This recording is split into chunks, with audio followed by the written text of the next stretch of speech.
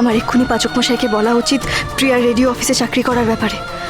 যদি ওখানে গিয়ে থাকে, যদি ওখানে গিয়ে কোনো খোঁজ পাই আমরা, আমি যে এইটুকু জানি সেটা বললে যদি একটু সুরাহা হয়। হে মানন্দী, এ কি অঘটন ঘটলো এ বাড়িতে।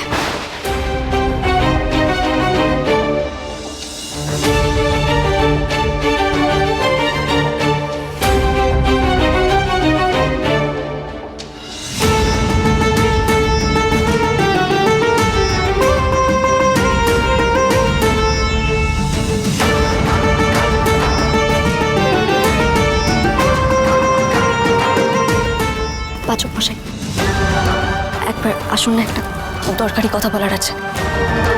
কি কথা? আসুন না। কি ব্যাপার?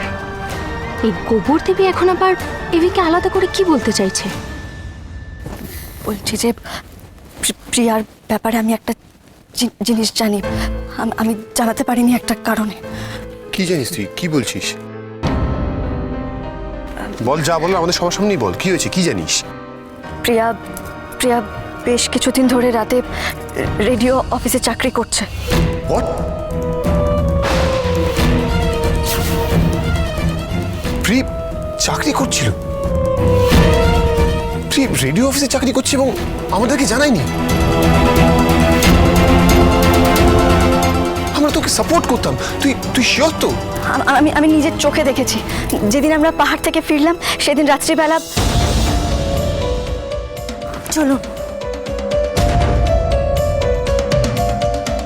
এত রাতে প্রিয়া ট্যাক্সি করে কোথায় গেল?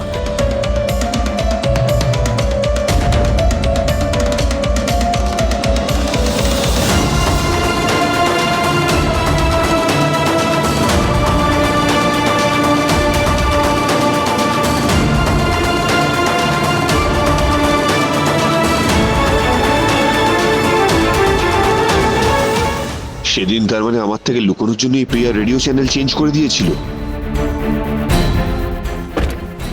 আর আপনাদের সাথে থাকছে রাতের প্রি লুকিয়ে চাকরি করছে এটা জানার পরে তুই আমায় বলিসনি? তুই এত স্টুপিড কেন? আমি জানাতে চেয়েছিলাম পাচক মশাই। আমি আজকেও বলার চেষ্টা করেছিলাম, কিন্তু আমি সুযোগ পাইনি।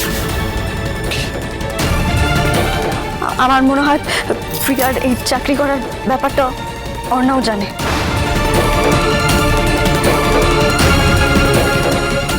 অর্ণার ঘর থেকে প্রতিদিন ও পালিয়ে চাকরি করতে যেত। অর্ণা, তুমি আজকে আর চুপ করে থেকো না।